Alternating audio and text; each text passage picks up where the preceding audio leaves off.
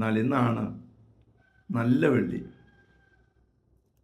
അതായത് നമ്മെ വീണ്ടും ദൈവത്തിൻ്റെ മകനാക്കി മകളാക്കി മാറ്റിയ സുദിനം.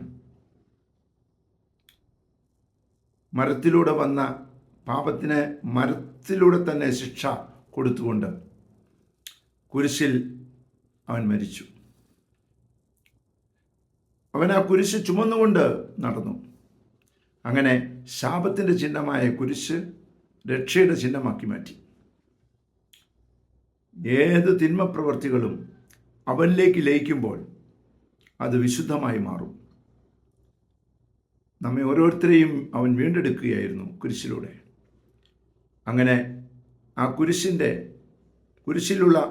ബലിയായി തീർന്നവനെ ആരാധിച്ചുകൊണ്ട് തീരുമാനമെടുത്തുകൊണ്ട് നമുക്ക് മുൻപോട്ട് പോകാം. ദൈവം സമൃദ്ധമായി അനുഗ്രഹിക്കട്ടെ.